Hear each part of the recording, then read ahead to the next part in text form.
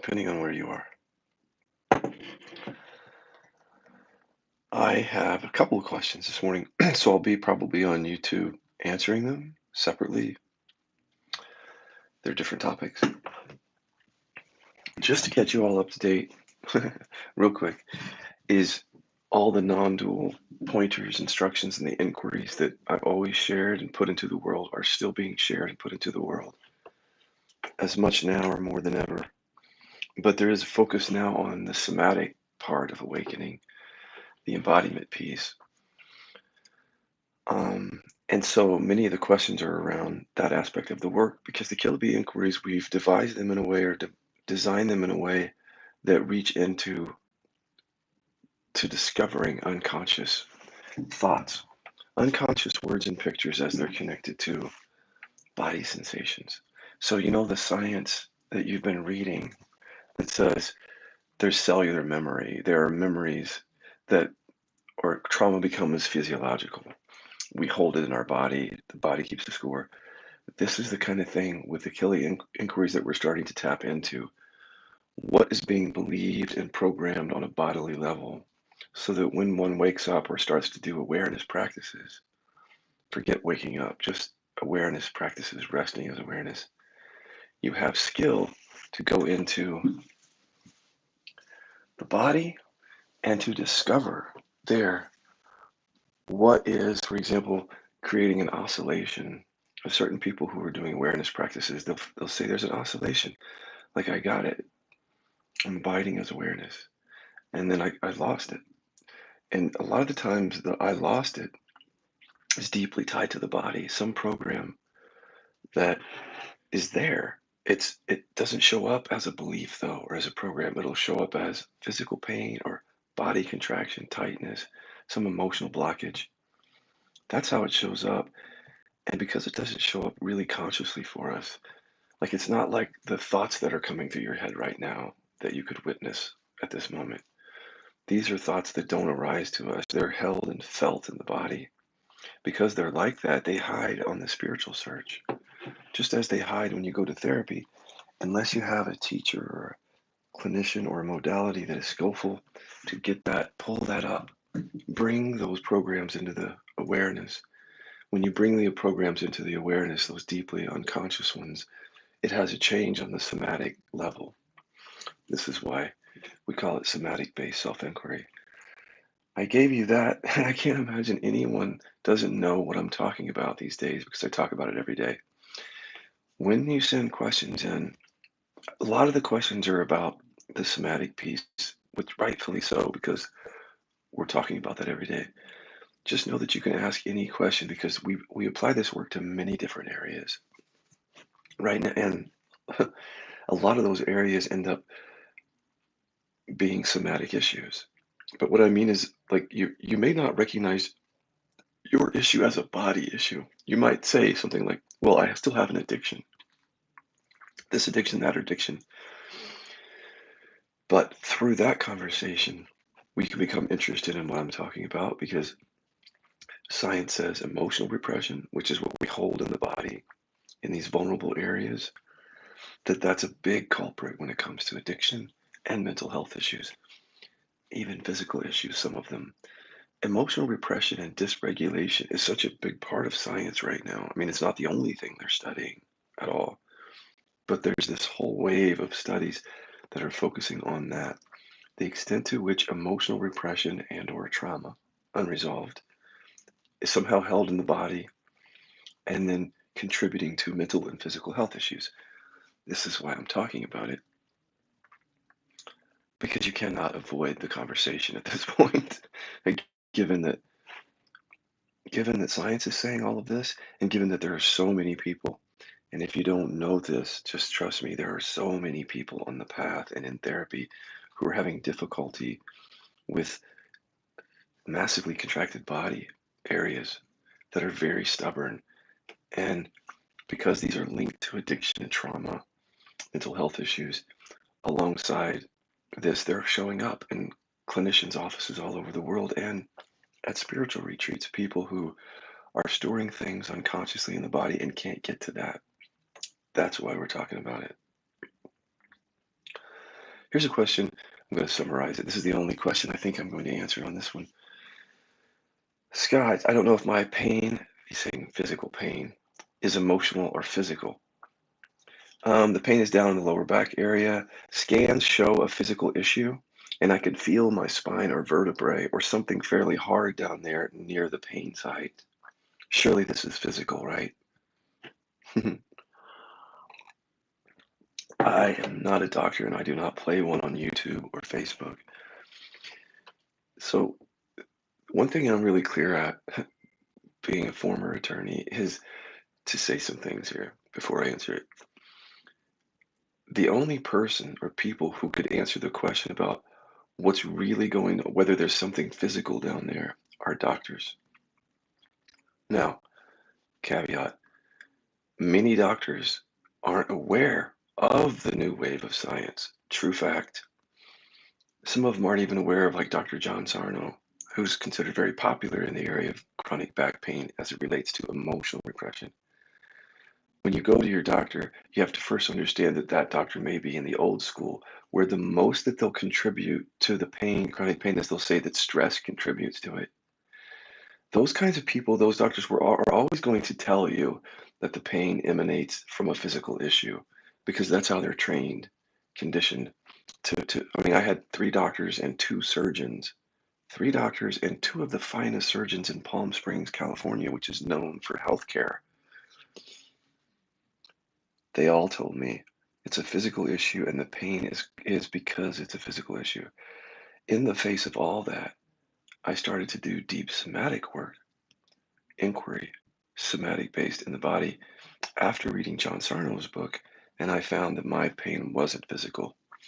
And at the time that I was diagnosed and being treated by doctors, I had a physical abnormality, probably still do, visible on an MRI, probably the same as you.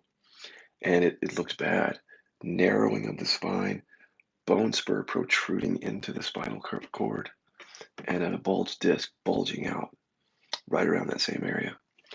So, again, any doctor, and in fact, all doctors said to me this is physical. The thing is even Dr. John Sarno says that certain things are traumatic injuries. And so the pain is because of the traumatic injury. And he said for him, really a great majority of chronic pain situations are actually emotional repression or some emotional issue. I think he went too narrow. I think we have to go beyond emotional repression. I was speaking to a really kind lady yesterday that I hope to work with in the future. She's a social worker, licensed social worker, and she's very tuned into John Sarno's work and the idea that a lot of our physical issues are actually created by emotional and psychological issues. She's treating people with this. And she mentions that even Dr. Sarno seems to limit it too much to just anger repression or fear repression as the culprit with this chronic pain. I'm going to answer your question in a second. As a therapist, she recognizes, and as someone here who is doing work with people every day, I recognize that, and also in my own experience, it's more than anger repression. Unresolved trauma tends to stay in those areas, be held in that area. Deficiency stories, woundedness, shame, those are all the things that I encounter with people when we go in. But the basic fact of what Sarno was saying is wonderful, and everyone should at least read it because he takes you through all these diagnoses, which have historically been thought of as physical pain issues. Like the pain is coming from the site, from the injury. And he dispels that and talks about how it's emotionally based on most of them. There's a huge hurdle to get over on this, which is you have to even be in a place where you can hear me. It's literally when I'm talking to people about this issue, if they've already come to believe that it's physical, there's like this something's they're not awake to what I'm saying. It's literally like they're asleep in a program that they've been fed all their life about this is physical if you feel it this way, or if a doctor says this, literally just following that. Now, I'm not saying stop believing that and stop going to the doctor. What I'm saying is go to the doctor. Let doctors do what they're doing. But they can't do what they can't do. And most doctors aren't skilled at deep somatic work or inquiry or discovering and dismantling trauma or stories programming. So basically, they're going to tell you that it's physical. What you're going to have to do is some research on your own. One thing you can do is go to my Facebook page. On a couple of occasions, I have posted a lot of those studies. They're right there for you. If you have trouble, go to the video section and scroll down on the video section of my main Scott Killaby page and look where I'm talking about um, back pain and healing chronic pain. And in those posts, I list all these studies. So that's one thing you can do is educate yourself. Just go and educate yourself on what science is saying, and then open yourself up to the possibility that it's in part or in whole emotional issue. And for that, the only thing I can say is do one session with me, one, or one session with one of my facilitators, because we'll do this litmus test for you. This test that checks out whether there's trauma connected to that area and whether there's emotional or any other kind of repression connected to the area. And if there's a yes on some of that, you would want to be interested in doing that work because then that yes is you seeing in your direct experience what science is reporting over here, which is that emotional repression and emotional issues are often the major contributing factor on these chronic pain issues. So that's the most I can do to answer your question. I cannot say that yours is physical or emotional. Even if you come into session with me, I'm going to encourage you to continue to go to the doctor, but I'm going to do some tests with you. They're not like doctor's tests. They're testing out what the mind believes with regard to feeling and expressing scary emotions or just painful emotions. So the test will show us everything. But even if you discover that it's trauma or repression, that doesn't mean stop going to the doctor because I could never give that advice. If you ever stop going to the doctor, that's on you. Just like it was on me, I stopped going. I'm not against going back. It's because I have a particular condition that sort of the physiology of it is that it can get worse. So the bulge disc could bulge more. There could be more twisting and writhing in there. I don't know what the right word is, which could create something. So as I watch people with my condition, some of them are getting worse over time. I happen to be getting better and pain free right now, but I'm aware that I need to watch in case there's something going on in my spine. So an MRI every now and then is not a bad thing to do if I have insurance, checking in with the doctor. But then what I did is I went into deep inquiry, and that's where I think you're wanting to go here. And let me, before I go, just let me say it this way. In my mid spine, if I could, I wish I could draw this out, but essentially from here in the back of my spine all the way up into here, this neuralgia type obstruction, which was started off to be very big, with just like a big bar that had all these wiry branches on it. That's how gross it was. In my spine, moving. So up and moving up into the cervical area and into my face, and then coming back down to the mid spine where the injury site was, which convinced me that this is physical because the pain never went below T11 or 12. And T11 or 12 is where my injury is.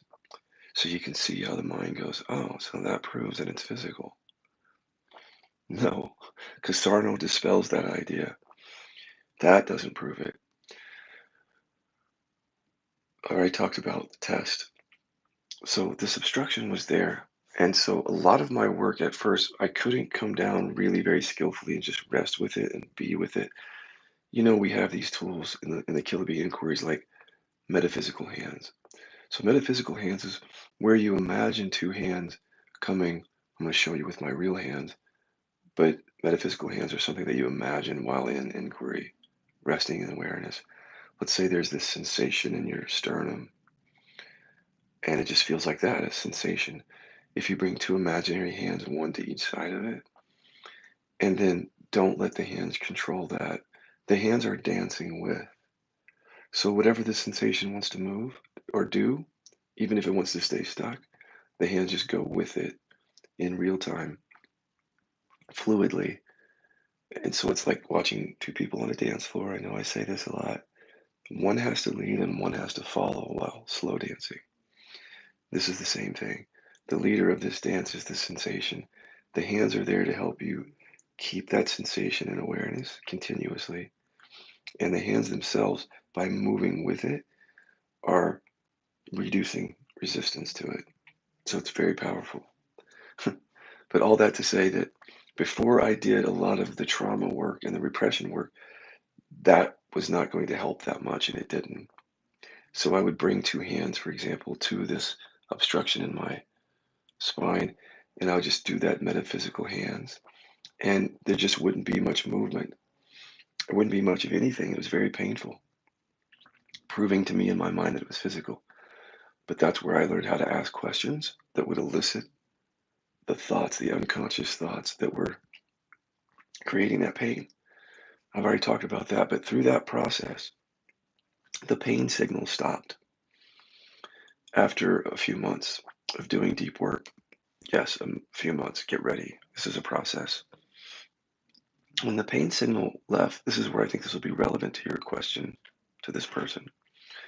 When the pain signal left, then it was easier for me to feel into and be with the sensation without the strong pain signal there. So at that point, pain signal gone, what's happening in my spine is like the thing had shrunk after all that inquiry had shrunk down to much, much smaller. And there wasn't a pain signal there. So when I brought the metaphysical hands to it, this is what's interesting. What I noticed on that level was something that felt very physical.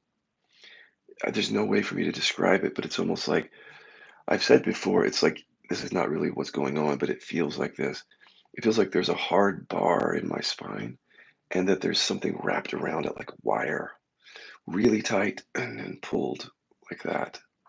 Like you're throttling someone, like choking them. One of my doctors even said, your condition is like your spine's being choked. Okay. So that feels very physical, obviously. But what I did is I brought attention into it, and sometimes using the hands, and sometimes just being skillful with attention. Wherever that thing wanted to go, even if it wanted to wrap around something, my attention went into that sensation and helped it do what it wants to do. I've been calling this permissive awareness, which is, or somatic permission. So what do I mean by that? There's already resistance in and as this thing you could say is made of forces seeming to work against each other or resistance in some way. So when you bring awareness to it and just rest, there can still be resistance because the awareness itself just doesn't just automatically reduce all resistance. It can if you're depending on how you're resting with it, but because there's a fight, flight, freeze system here, when you start to rest with something that's painful, the system might be saying, no, no, no, no, we, we don't want this here. And so the anxiety may ramp up, even if you can't detect it. And then the resistance ramps up because the body, the intelligence is noting there's something, you're feeling something very directly that's a weird sensation. We need to be worried about this. Or in some way, the idea is I need to do something with it.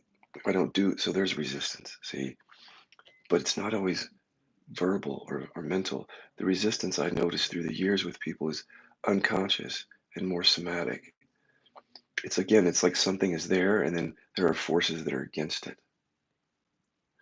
So permissive awareness is more than just resting as awareness because if you understand that as you rest as awareness, you have something that has got a lot of resistance in it already. So resting is just basically space with something that has a lot of resistance in it.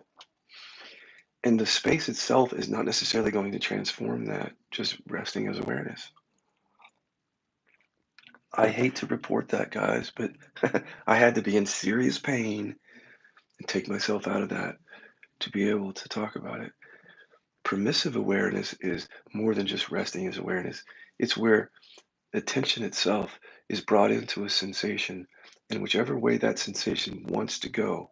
So wherever the energy already wants to go, the permission is given through being attentive to that sensation for it to go in that direction. So, and sometimes what I would do is I would just say the thank you phrase over and over again as I was feeling into this obstruction. So I'm feeling into it and noticing in different areas where it wants to twist or contract or turn. And then the attention would just allow that. It would literally help it do that, providing no resistance to what it already wants to do. And then sometimes I would feel into something and see if I can just make that sensation stay where it's at. And I couldn't, and it kept slipping away. So I'd see if I could make it stay there. And pretty soon that's a kind of permission that is granted on the somatic level that way. So either through feeling into it and letting your attention go in the direction of what it wants to do already, or hands, imaginary hands that go with whatever it wants to do, or feeling into it and can I make it stay where it's at right now in the open space? And then because sensations are just energy moving and changing, it changes. And when it changes, bring awareness into it. Can I make it stay there? Can I make it stay there? There's so much acceptance going on in that that the thing can't survive. So what would happen is that I bring attention in there in this way, it would unravel a little bit because it's like it didn't know what to do with when resistance is taken away because that's one of its forces, so to speak. And then just staying with that, then what happens is the awareness is more than just space. It's like it's awareness with no resistance, permissive awareness. Now, I don't want to come up with a different word except to say that if if you're resting in awareness in a way that there's resistance, that's not going to be as skillful if you're resting in a way that allows, fully allows, like awareness curiously coming into a sensation and whenever there's detection of any movement, if it wants to do something else, even if that something else is painful, letting the attention move with it, literally going with it, that's permissive. And that is what ultimately took that away. So it didn't happen overnight. At this level, this was after I looked at all the programs. So the mind was fairly quiet at this point around all the unconscious stuff. It was then that I spent several weeks in this permissive awareness, and it would it would unravel, and then the next day it would kind of come back because it's a habit of resistance, and I would just meet it again, and really then living in permissive awareness, just it's like almost an ongoing thing, and that's when it would unravel. The point that I'm making with that is you can't trust yourself. You can't You can't know whether something is physical on your own until you do the work of the emotional and the somatic and you go to the doctor. Because by integrating, if there's something there that needs to be taken care of physiologically, the doctor, as long as they're in the know, are going to handle that part of it. But if there's something emotional and psychological, that's up to you or someone with skill to help you.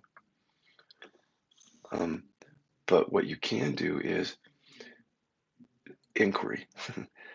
Testing out whether there's repression and trauma creating that pain, going into inquiry on that, and then when that goes quiet, coming down into what's left that often feels physical and exploring it in this way, permissive awareness to see because even if it is physical, if it's made of resistance, when the resistance releases, there can be relief. So that's my answer. It's a long answer, but that's my experience directly.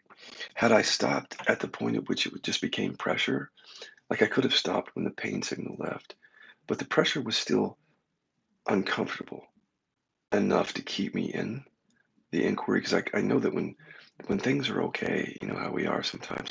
If I feel okay today, I don't want to do any deep work on that. Um, but when you get down to the level where it feels like this level, where it feels like there's an obstruction, really, like something physical down there. For me, there wasn't a strong pain signal, and even as the pressure was not even uncomfortable anymore, I still came into it to be curious to see what it's made of and if there was resistance in there. And staying in that process, even once it became not uncomfortable, is what unraveled that. So now when I feel into my spine, it's like all those tentacles and arms and branches and that bar and all that. It's not there. So, and the pain signal's not there, but also the pressure sensation that that thing was creating isn't there. Can't promise that for you, but I have definitely mapped out the practices for this if you want to give it a try. So go to killaby.com, and I do weekly support meetings for now. It won't go on forever.